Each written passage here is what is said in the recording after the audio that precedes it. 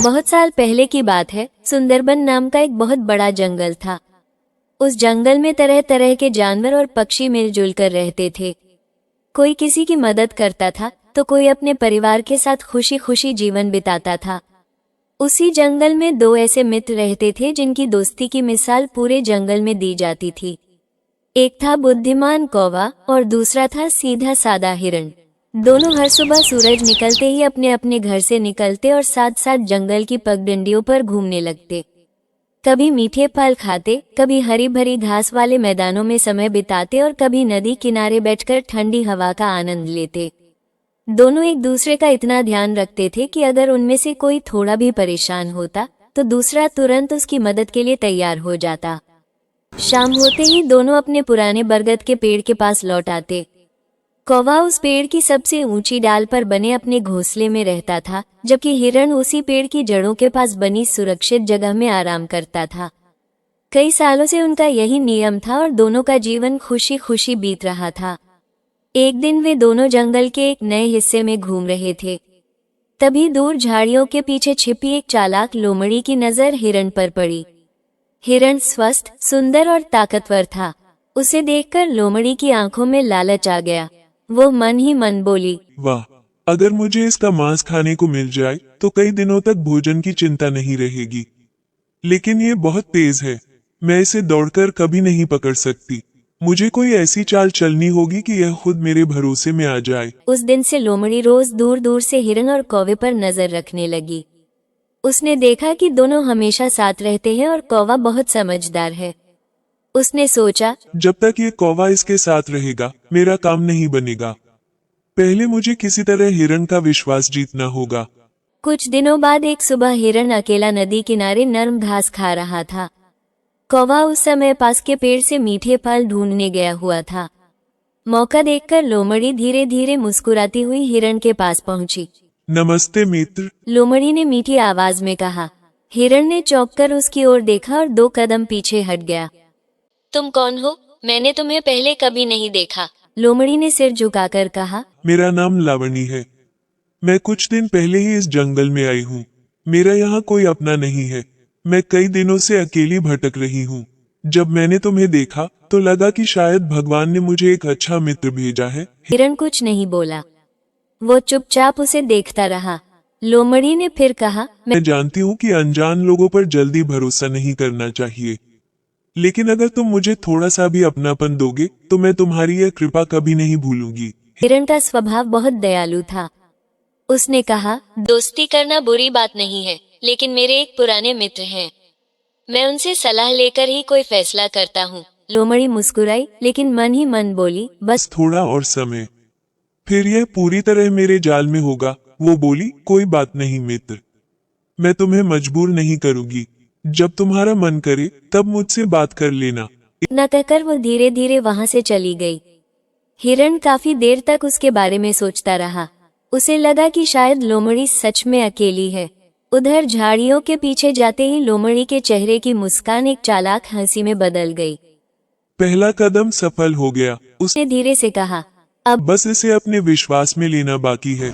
अगले दिन सुबह हिरण हमेशा की तरह जंगल में घूमने निकला। कुछ दूर जाने पर उसे फिर वही लोमड़ी दिखाई दी। इस बार लोमड़ी ने दूर से ही मुस्कुराकर उसका अभिवादन किया। कैसे हो मित्र, आज फिर मुलाकात हो गई। हिरण ने भी मुस्कुराकर कहा, मैं ठीक हूँ। तुम कैसी हो? लोमड़ी ने गहरी सांस लेते हुए कहा, मैं ठीक तो हूँ, लेकिन अकेलापन बहुत सताता है। इस जंगल में सबके अपने अपने साथी हैं, बस मैं ही अकेली हूँ। हिरण को उसकी बात पर दया आ गई। उसने कहा, अगर तुम्हारा कोई नहीं है तो आज से मैं तुम्हारा मित्र हूँ, लेकिन मेरी एक शर्त है, तुम कभी किसी को धोखा नहीं दोगी। लोमड़ी ने तुरंत सिर झुकाकर कहा, मैं वचन देती हूँ कि मैं हमेशा तुम्हारा साथ दूंगी। हालांकि कि उसके मन में कुछ और ही चल रहा था। वो सोच रही थी, बस थोड़ा और भरोसा जीतना है, फिर यह खुद मेरे साथ हर जगह आएगा। उस दिन दोनों देर तक जंगल में घूमते रहे। लोमड़ी हिरण की पसंद नापसंद जानती रही।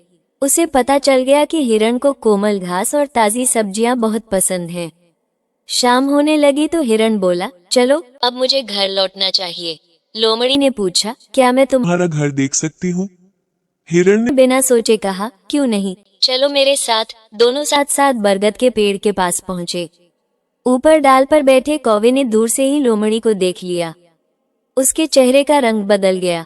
जैसे ही हिरण पास पहुंचा, उसने कहा, मित्र। ये कौन है? हिरण खुशी से बोला, यह मेरी नई दोस्त है। इसका इस जंगल में कोई नहीं है। मैंने सोचा कि हमें इसकी मदद करनी चाहिए। कौवा कुछ पल चुप रहा, फिर उसने गंभीर आवाज में कहा, मित्र। किसी अनजान पर इतनी जल्दी भरोसा करना ठीक नहीं होता।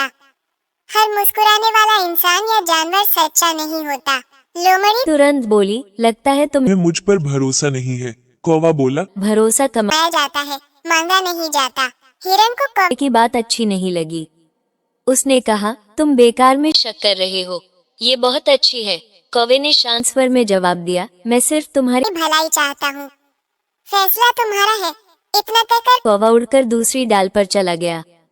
लोमड़ी मन ही मन खुश हो गई। उस दिन के बाद लोमड़ी रोज हिरण के साथ घूमने लगी। धीरे धीरे हिरण अपना ज्यादातर समय उसी के साथ बिताने लगा। कौवा कई बार उसे समझाने की कोशिश करता, लेकिन हिरण हर बार यही कहता, तुम उसे गलत समझ रहे हो।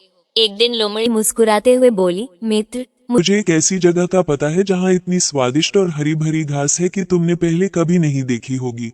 हिरण की आंखें चमक उठी। सच? हाँ, लेकिन वो जगह जंगल से थोड़ी दूर है। अगर तुम चलो तो मैं अभी तुम्हें वहाँ ले चलती हूँ। हिरण बिना कुछ सोचे उसके साथ चल पड़ा। उसे बिल्कुल भी अंदाजा नहीं था कि वो एक बहुत बड़े धोखे की ओर बढ़ रहा है। लोमड़ी आगे आगे चल रही थी और हिरण उसके पीछे पीछे। दोनों जंगल की सीमा पार करके एक बड़े खेत के पास पहुंचे। खेत चारों ओर से हरा भरा था। उसमें ताजी सब्जियां, मुलायम पत्तियां और हरी हरी घास लहलहा रही थी। हिरण ने इतना स्वादिष्ट भोजन पहले कभी एक साथ नहीं देखा था। उसकी आंखें खुशी से चमक उठी। वाह दोस्त, हिरण बोला, वाह दोस्त, तुमने तो मुझे स्वर्ग जैसी जगह दिखा दी। इतना स्वादिष्ट खाना मुझे आज तक कभी नहीं मिला। लोमड़ी मुस्कुराई और बोली, मैंने कहा था ना कि तुम्हें ये जगह बहुत पसंद आएगी। अब जब चाहो यहाँ आकर पेट भरकर खाना खा सकते हो। लेकिन उसके मन में कुछ और ही चल रहा था। उसने मन ही मन सोचा, जितना ये खाएगा उतना मोटा होगा, फिर इसे खाना मेरे लिए और आसान हो जाएगा। उस दिन दोनों ने खूब पेट भरकर खाना खाया और शाम होने से पहले वापस जंगल लौट गए।